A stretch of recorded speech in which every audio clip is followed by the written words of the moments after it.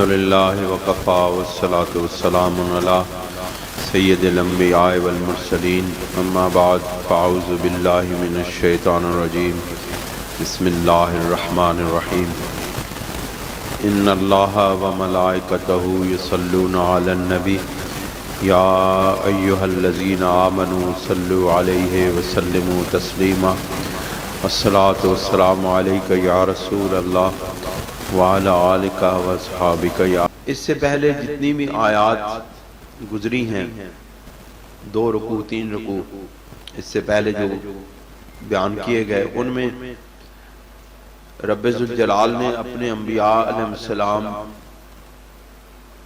کے واقعات بیان کیے، ان کی امتوں کے حالات بیان کیے، ان کی امتوں کے رویوں کا تذکرہ کیا، ان کے انجام کی بات کی. اس آیت میں جو میں ابھی تلاوت کرنے لگا ہوں، اللہ تعالیٰ نے ان سابقہ امتوں کے اندر انبیاء علیہ السلام کو بھیجنے، اور جو ایک اصول ہے کہ انبیاء علیہ السلام کو بھیجا گیا، اور عمومی طور پر جو معاملات درپیش ہوئی ہے ان کو بیان کیا گیا ہے. اللہ کریم ارشاد فرماتے ہیں وَمَا أَرْسَلْنَا فِي قَرْيَةٍ مِّن نَّبِيٍّ إِلَّا أَخَذْنَا أَهْلَهَا بِالْبَأْسَاءِ وَالضَّرَّاءِ لَعَلَّهُمْ يَضَرَّعُونَ، کہ ہم نے کسی بھی بستی میں کوئی نبی نہیں بھیجا الا اخذنا آلہا بالباساء والضراء لعلہم یضرعون، مگر ہم نے اس بستی کے لوگوں کو پکڑا، گرفت میں لیا، بالباساء سختی کے ساتھ، اور محتاجی میں، اور والضراء اور بیماریوں میں مبتلا کیا، لعلہم یضرعون، تاکہ ان کے اندر خشیت الہی پیدا ہو، تاکہ ان کے اندر نرمی پیدا ہو، تاکہ وہ ان کے اندر وہ جو شدت ہے، جو طبیعتوں میں جو سختیاں ہیں وہ ختم ہو جائیں، اور وہ عاجزی اختیار کریں، ان کے اندر نرمی پیدا ہو جائے. یعنی اللہ تعالیٰ ایک عمومی اصول بیان کرتے ہیں کہ ہم نے جس بستی میں بھی اپنے نبی کو بھیجا، کوئی ایسی بستی نہیں ہے جس میں انبیاء علیہ السلام آئے اور ان کا فوری طور پر اقرار کر لیا گیا. ہمیشہ آپ کو معلوم ہے کہ سچائیوں کا انکار ہوتا ہے، ہمیشہ اچھائیوں کی نفی کی جاتی ہے، ہمیشہ اچھی باتوں کی مزاحمت کی جاتی ہے، نصیحتوں کی اور معاشرے کو برائیوں سے پاک کرنے کی جدوجہد کی مخالفت کی جاتی ہے. یہ عمومی طور پر انسان کے رویوں کا اظہار ہے کہ عام طور پر انسان اس طرح ہی کیا کرتے ہیں کہ جب بھی ان کے اندر کوئی اللہ تعالیٰ کی طرف سے کوئی مصلح پیدا ہوتا ہے، اصلاح احوال کرنے والا پیدا ہوتا ہے، اس معاشرے کو ان برائیوں سے، بے حیائیوں سے پاک کرنے والا کوئی بندہ پیدا ہوتا ہے، تو ضرور بے ضرور لوگ اس کی مخالفت کرتے ہیں. اس کی وجہ یہ ہے کہ ان کے جو نفوس ہیں وہ ان بے حیائیوں میں اتنے مستغرق ہو چکے ہوتے ہیں، ان برے کاموں میں، برے افعال میں، اور یعنی کہ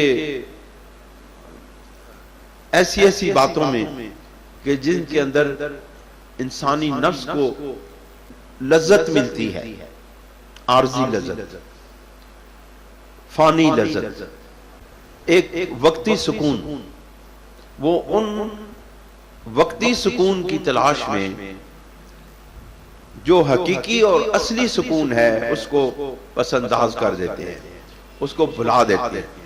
اللہ کے انبیاء علیہ السلام ہمیشہ کے سکون کی تلقین کرتے ہیں، ہمیشہ کے سکون کی طرف رہنمائی کرتے ہیں کہ اے لوگو آؤ ہم آپ کو اپنے رب سے ملا دیتے ہیں جہاں پر ہمیشہ ہمیشہ کے لیے سکون ہے۔ یہ تم اگر چند جو ہے نا منٹ کے لیے کوئی شراب پی لیتے ہو، کوئی اور ایسا کام کر لیتے ہو جس سے تمہیں وقتی طور پر چند لمحوں کے لیے، چند منٹس کے لیے، چند گھنٹوں کے لیے کوئی تھوڑا سا سکون مل جاتا ہے، تو اس کے بعد جو بے سکونی کی اور انسان کے اس معاشرے کو تباہی کی طرف جو اٹھنے والے قدم ہیں، ان کے نتائج سے تم غافل ہو، تم صرف اپنے نفس کی اس چند لمحوں کی خوشی کے لیے یہ کام کرتے ہو۔ لہذا جو انبیاء علیہ السلام آئے وہ انہوں نے اپنے ان متبعین یا جن کی طرف دعوت دی گئی، جن کی طرف دعوت دے کر بھیجا گیا، ان قوموں کو انہوں نے ہمیشہ کے سکون یعنی لمحاتی سکون سے نکال کے آفاقی اور ہمیشہ کے سکون کی طرف ان کو لے کر آنے کی انہوں نے جد و جہد کی، کوشش کی، لوگوں کو بلایا کہ آؤ اے لوگو ہم تمہیں ایک ایسی راستے کی رہنمائی کرتے ہیں، اے لوگو آؤ ہم تمہیں ایسا طریقہ بتاتے ہیں جہاں تم ہمیشہ ہمیشہ کے لیے پرسکون ہو جاؤ گے۔ میں رات کو آتے ہوئے یا ادھر بیٹھ کے آفتاب بیٹے کو بتا رہا تھا کہ سکون کیا ہے۔ سکون جو ہے وہ یہ نہیں ہے کہ آپ بہت سارا مال اکٹھا کر لیں، بڑی دولتیں اکٹھی کر لیں، بڑی کاریں اور کوٹھیاں بنا لیں تو اس میں سکون ہے۔ اس میں سکون نہیں ہے۔ سکون ہے آپ کا کسی بات پر راضی ہو جانا، آپ کا جب اپنا اندر اپنا من کسی چیز پر راضی ہو جائے تو آپ کو سمجھو کہ آپ کو سکون مل گیا۔ اور سب سے بہترین جو راضی ہوتا ہے من، جو انسان کا نفس، انسان کا جو اندر ہے، باطن ہے، وہ سب سے زیادہ راضی اللہ تعالیٰ کے ساتھ تعلق جوڑنے پر ہوتا ہے، کیونکہ یہ ایسا تعلق ہے جو انسان کو ڈگمگانے نہیں دیتا، جو انسان کے پیر لڑکھڑانے نہیں دیتا، جو انسان کو ثابت قدمی دکھاتا ہے، اور ایسا تعلق ہے جو انسان کو اس دنیا سے لے کر کے قبر کی منزلوں سے لے کر کے حشر کی منزلوں سے لے کر کے آخرت کی منزلوں تک ایک یقین، ایک اطمینان دیتا ہے۔ یہ جو اللہ والے ہیں یہ اس دنیا سے کیوں مطمئن ہو کے جاتے ہیں؟ اس وجہ سے مطمئن ہو کے جاتے ہیں کہ وہ ان کا اپنے رب کے ساتھ تعلق جڑ چکا ہوتا ہے، اب وہ ان کی یہ دنیا کی زندگی اور آخرت کی زندگی پرسکون ہوتی ہے۔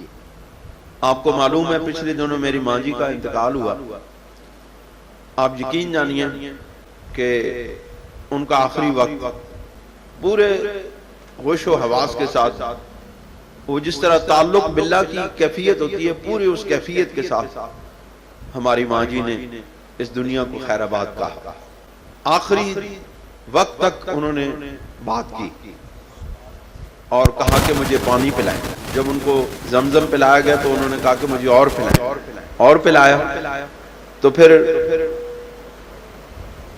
جب ان کے پاس کلمہ شہادت پڑھا گیا تو انہوں نے اپنی زبان سے کلمہ شہادت پڑھا۔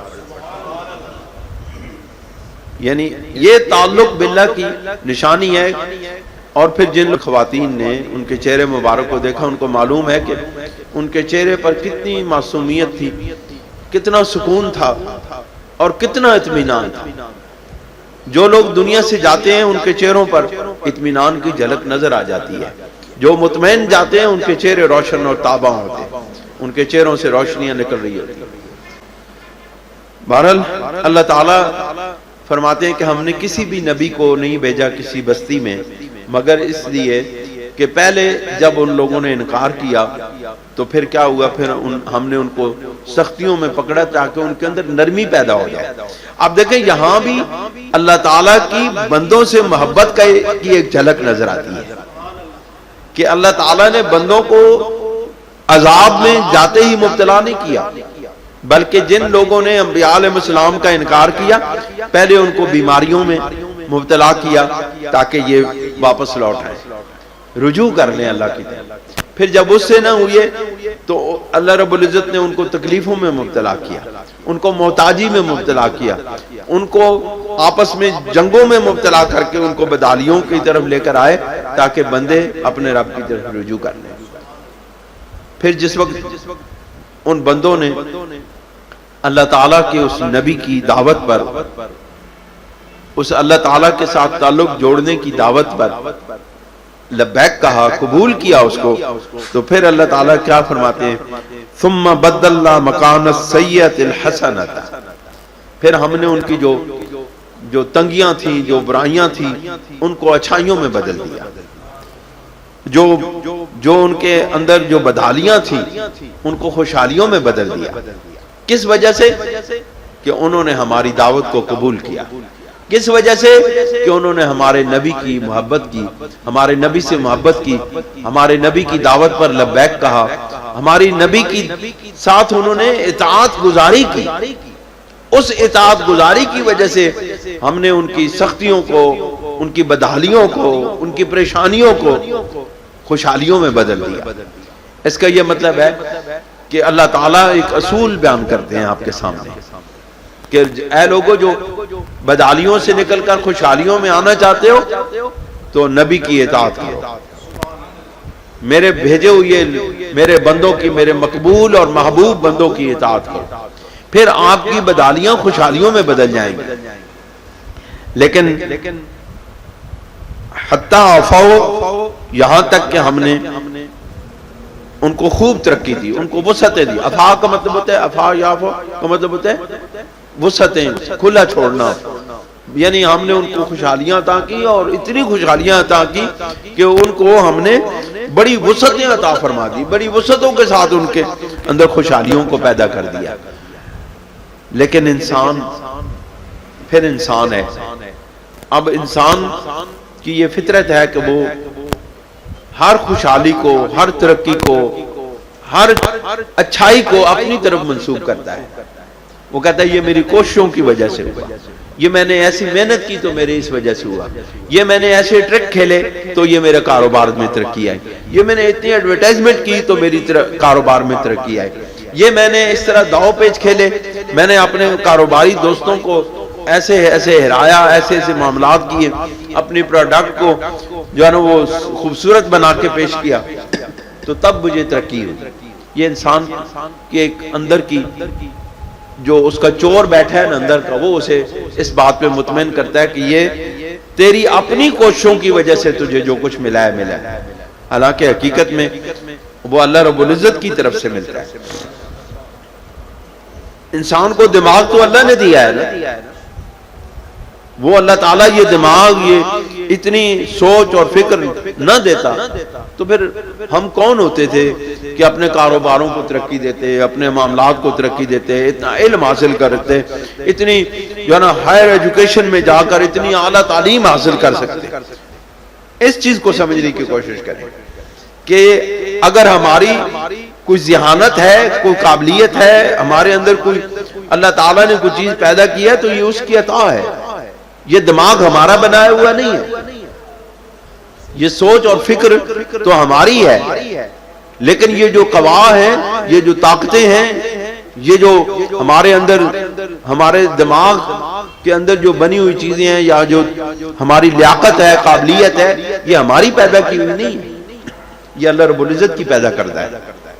ہمارے قبلہ دادا جی رحمت اللہ علیہ میں اس وقت ایک ہی آنکھوں کا اسپتال ہوتا تھا ٹیکسلا میں, اور وہ کرسچین کمیونٹی چلاتی تھی, یعنی مشنری وہ لوگ ہوتے تھے. تو وہاں پہ انہوں نے آنکھوں کے موتیے کا آپریشن کروایا. تو آپ کو معلوم ہے کہ جو عام مرید ہوتے ہیں وہ بڑے حیران ہوتے ہیں کہ جی ہمارے مرشد ہیں, اتنے بڑے عالم دین ہیں, اتنا بڑا مقام اور مرتبہ ہے, اتنے ہزاروں مرید ہیں, اور وہ کرسچین ہاسپٹل میں جا کے آپریشن کروا رہے ہیں, یہ کیا ہو گیا.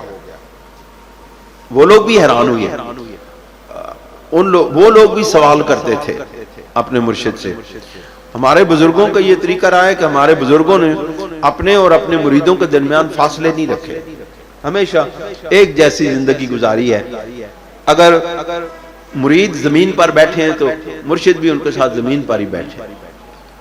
جو کچھ مریدوں نے کھایا پیا وہی مرشد نے کھایا پیا. ہمارے ہاں ہمارے بزرگوں کے اندر مریدوں اور پیروں کے درمیان میں کوئی فرق نہیں ہوتا تھا.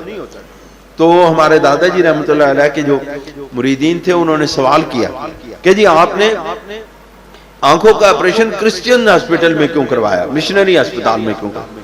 انہوں نے بہت خوبصورت جواب دیا. آپ نے فرمایا کہ وہ اگرچہ کرسچین ہے لیکن آپ مجھے بتائیں کہ وہ آپریشن جو ہے جو وہ کرتے ہیں وہ کس ذہانت اور لیاقت سے کرتے ہیں, ان کو وہ دماغ کس نے دیا ہے جس کی بنیاد کے اوپر وہ اپنی اس قابلیت کی بنیاد پر یہ آپریشن کرتے ہیں؟ وہ کہنے لگے اللہ نے ان کو دماغ دیا ہے. تو کہتے ہیں میں جس وقت آپریشن کرانے گیا تو میرے دماغ میں یہی بات تھی کہ میں کرسچین کے پاس آپریشن کروانے نہیں جا رہا بلکہ اس بندے کے پاس آپریشن کروانے جا رہا ہوں جس کو دماغ, جس کو یہ قابلیت اور لیاقت میرے رب نے دی ہے. اللہ تعالیٰ کے جو بندے ہوتے ہیں وہ ہر چیز میں اللہ رب العزت کے تعلق کو جوڑ کے رکھتے ہیں. اللہ تعالیٰ کے تعلق سے وہ اپنے آپ کو الگ نہیں کرتے. تو پھر کیا ہوا, پھر کیا ہوتا رہا اس سے پہلے انبیاء علیہ السلام کے وقالوا قد مس آبانا الضراء والسراء, یعنی جس وقت ان کو یہ تکلیفیں پھر عطا پھر ملی, نبی کا انکار کیا, پھر جس وقت ان کو تکلیفوں میں مبتلا کیا گیا, سختیوں میں مبتلا کیا گیا, تو انہوں نے کہا کہ یہ کوئی نارمل سی بات ہے, یہ ہمارے آباء و اجداد پر بھی یہ سختیاں اور تکلیفیں آتی رہی, یہ پہلے جو ہمارے آباء و اجداد گزرے ہیں ان کے اندر بھی یہ سختیاں اور تکلیفیں آتی رہی ہیں, یہ ایک نارمل یہ دنیا کا حصہ ہے. جس طرح ہمارے ہاں آپ دیکھیں نا, ہمارے ہاں سیلاب آتے ہیں, ہمارے ہاں بیماریاں آتی ہیں, بڑی بڑی وبائیں آتی ہیں, تو ہم کیا کہتے ہیں یہ جی ایک نارمل ہے, یہ فلاں زمانے کے اندر بھی فلاں جگہ پر یہ وائرس پھیلا تھا اور وہاں ہزاروں لوگ اس طرح مر گئے تھے, اس طرح یہ ایسا ہوا تھا, یہ فلاں جگہ پر یہ اس طرح کی سیلاب آئے تھے یا زلزلہ آیا تھا تو اتنا ہزاروں لوگ مر گئے تھے. یہ ایک نارمل دنیا کے اندر جو آنے والے فنامنا ہے یہ اس طرح وہ اس کو فنامنا قرار دیتے ہیں کہ یہ ایک فنامنا ہے جو دنیا جب سے پیدا ہوئی ہے یہ اس طرح کے حالات ہوتے رہے. حالانکہ حقیقت میں آتی ہے کہ وہ اگرچہ ہے تو فنامنا, لیکن اس فنامنا کو پیدا کون کرتا ہے؟ اس فنامنا کو اس مخصوص علاقے کے اندر حرکت کرنے کی یا اپنی قوت دکھانے کی طاقت کون دیتا ہے؟ یہ لوگ نہیں سوچتے. تو انہوں نے بھی نہیں سوچا, تو پھر کیا ہوا فَأَخَذْنَاهُمْ بَغْتَةً وَهُمْ لَا يَشْعُرُونَ, تو پھر ہم نے ان کو یکدم ہم نے ان کو پکڑ لیا. اب جو پہلے تھی نا, پہلے تدریجی طور پر گرفت میں آنے کی باتیں ہوتی تھی, بتدریج کسی کو بیماریاں دے دی, کسی کو تکلیفوں میں مبتلا کر دیا کہ مبادہ یہ اللہ تعالیٰ کی طرف رجوع کر لے, اپنے رب کے ساتھ اپنے تعلق کو جوڑ لے. لیکن پھر کیا ہوا, پھر جس وقت وہ بالکل بغاوت پر اتر آئے اور انہوں نے کسی چیز کو بھی تسلیم نہیں کیا, تو پھر کیا ہوا, پھر اللہ تعالیٰ نے ان کو یکدم پکڑ لیا. پھر ان کو اللہ تعالیٰ نے بڑی سخت گرفت میں لے آئے اور پھر کہا وَلَوْ أَنَّ أَهْلَ الْقُرَىٰ آمَنُوا وَاتَّقَوْا لَفَتَحْنَا عَلَيْهِمْ بَرَكَاتٍ. اللہ تعالیٰ پھر فرماتے ہیں کہ اگر ان بستیوں کے رہنے والے وَلَوْ أَنَّ أَهْلَ الْقُرَىٰ, اور اگر وہ ان بستیوں کے رہنے والے آمنو ایمان لے آتے, اپنا سر تسلیم خم کر لیتے, اپنے آپ کو اپنے رب کی بارگاہ میں جھکا لیتے, تو پھر کیا ہوتا وَاتَّقَوْا, اور پھر تقوی اختیار کرتے, ایمان لے آتے اور پھر تقوی اختیار کرتے. ماشاءاللہ آج تو فیصلہ ہے. میرے محبوب دوست منیر صاحب کا نور نظر, ہمارا بھی نور نظر, بڑے عرصے بعد ملاقات. وَلَوْ أَنَّ أَهْلَ الْقُرَىٰ, اور اگر وہ ان بستیوں کے رہنے والے ایمان لے آتے, آمنو ایمان لے آتے, وَاتَّقَوْا, اور تقوی اختیار کرتے. اس کا مطلب ہے کہ ایمان کے بھی درجات ہیں, تسلیم کر لینا ایمان میں داخل ہونا ہے. اب اس ایمان کے اندر داخل ہونے کے بعد جو ترقیات نصیب ہوتی ہیں ان کی انتہا جو ہے وہ تقویٰ ہے. اللہ تعالیٰ کے متقی بندوں کا مقام ایمان کے مختلف درجات طے کرنے کے بعد ملتا ہے. ایمان ایک یقین کا نام ہے، ایمان سر تسلیم خم کر دینے کا نام ہے، ایمان مان لینے کا نام ہے. ایمان جو ہے وہ یا اسلام جو ہے ایمان، یہ ابتدائی طور پر جب بندہ اللہ تعالیٰ کی بارگاہ میں اپنے آپ کو جھکا دیتا ہے تو وہ بندہ ایمان میں داخل ہو جاتا ہے. اب یہ ہوتا ہے، اب اگر وہ اس حالت پر قائم رہے، یعنی اس تسلیم کی حالت پر قائم رہے، اس مان لینے کی حالت پر قائم رہے اور اس کا انکار نہ کرے، تو پھر کیا ہوتا ہے؟ اللہ تعالیٰ کی بارگاہ میں وہ قابل نجات ہو جاتا ہے. یہ بات یاد رکھیں، یہ اصول بنیادی کہ وہ اللہ تعالیٰ کی بارگاہ میں اس کو نجات کا پروانہ مل جاتا ہے، بشرطے کہ وہ اس تسلیم کی اس نے جو زبان دی ہے تسلیم کرنے کی، یعنی کہ جو وعدہ اقرار کیا لا الہ الا اللہ محمد رسول اللہ کا، اس کے اوپر وہ قائم رہتا ہے تو اللہ تعالیٰ اس کو نجات عطا فرما دیتا ہے. یہ اللہ تعالیٰ اور اس بندے کے درمیان ایک باہمی معاہدہ ہے کہ جس نے یہ تسلیم کر لیا اپنے دل سے، اقرارم باللسان و تصدیقم بالقلب، زبان سے مان لیا اور دل سے اس کی تصدیق کر لی. اب جب قلب سے اس کی تصدیق ہو گئی تو پھر کیا ہوا؟ اللہ تعالیٰ نے اس سے نجات اخروی کا وعدہ کر لیا. اب اس کی نجات اخروی کی ضمانت اس کو مل گئی. لیکن اب اس کے بعد شروع ہوتے ہیں درجات قرب الہی کے درجات. وہ ملتے ہیں ایمان میں داخل ہونے کے بعد. جو اللہ تعالیٰ کے ساتھ بندے کا تعلق قائم ہوتا چلا جاتا ہے، اتنے انسان کے اندر سے برائیاں نکلتی چلی جاتی ہیں اور اچھائیاں داخل ہوتی چلی جاتی ہیں. جتنی اچھائیاں، حسنات انسان کے کردار میں، انسان کے افعال میں، انسان کے اخلاق میں، انسان کی زبان میں، انسان کی آنکھ میں، انسان کے افعال میں، ہاتھ میں، پاؤں میں جتنی حسنات داخل ہوتی جائیں گی اتنا وہ متقی اور پرہیزگار بنتا چلا جائے گا. اللہ تعالیٰ نے انسان کی ایک بات کی رہنمائی کی ہے، معمولی سی بات کی بھی رہنمائی کی ہے کہ انسان کو ان حسنات کی طرف آنے کے لیے کون سے عمل کرنے ہوں گے، تو پھر جا کے وہ متقی اور پرہیزگار بنے گا، پھر جا کے وہ اللہ تعالیٰ کے مقبول بندوں میں شامل ہوگا. ایمان تو وہ لے آیا، اب اس کے رب کی طرف سفر شروع ہو گیا. اس کو صوفیاء کرام سیر اللہ کہتے ہیں. سیر کا مطلب ہوتا ہے چلنا، آگے بڑھتے چلے جانا، ایک جگہ سے دوسرے مقام کی طرف ٹرانسفر ہونا، اس کو سیر کہتے ہیں. آپ جب جاتے ہیں نا کہتے ہیں ہم جی مری کی سیر کو گئے یا فلاں جگہ کی سیر کو گئے. آپ اس کا یہ مطلب ہے آپ نے مقامات طے کیے، آپ ایک جگہ سے سفر کرتے کرتے دوسرے مقام کی طرف گئے، اس کو سیر کہتے ہیں. اسی طرح جس وقت بندہ ایمان میں داخل ہونے کے بعد اپنے رب کی طرف سفر کرتا ہے، اپنے رب سے قرب کا سفر اختیار کرتا ہے اور وہ قدم بقدم بڑھتے بڑھتے اللہ تعالیٰ کی طرف کھنچتا چلا جاتا ہے. اب جو یہ سفر جو ہے یہ آگے بڑھتا ہے اور اللہ تعالیٰ کے ساتھ یہ سفر قریب سے قریب تر ہوتا چلا جاتا ہے تو پھر اس کو کیا کہتے ہیں؟ یہ تقویٰ کا سفر ہے. جتنا یہ فاصلہ کم ہوتا گیا اتنا اس کے اندر تقویٰ اور پرہیزگاری کے جو اوصاف ہیں وہ بڑھتے چلے جاتے ہیں اور پھر بالآخر یہ یوں اللہ تعالیٰ کے ساتھ جڑ جاتا ہے.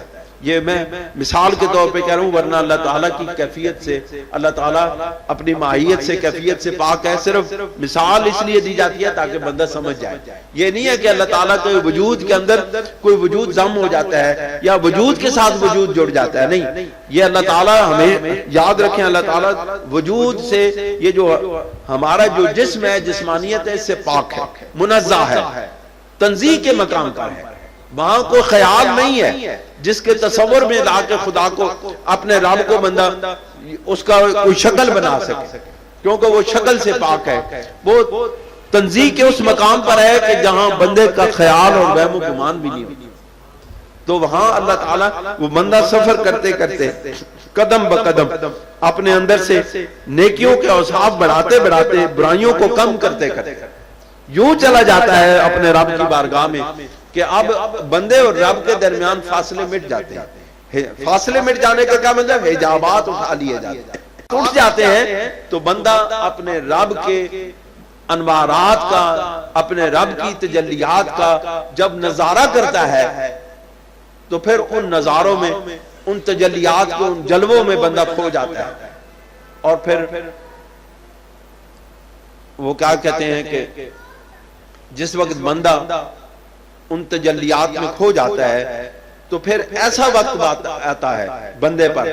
یہ بزرگ فرماتے ہیں اور یہ اللہ کی کتابوں میں اور یہ حدیث سے ماخوذ ہے کہ جس وقت بندہ، یہ جو ہے نا موت کے جو کیفیات والی حدیثوں میں یہ بات موجود ہے کہ جس وقت بندے پر آخری وقت آتا ہے تو اللہ تعالیٰ بندے کے اور اپنے درمیان جو حجابات ہیں وہ اٹھا دیتا ہے. یعنی فائنل حجابات جو اٹھتے ہیں وہ بندے کی موت کے وقت ہوتے ہیں.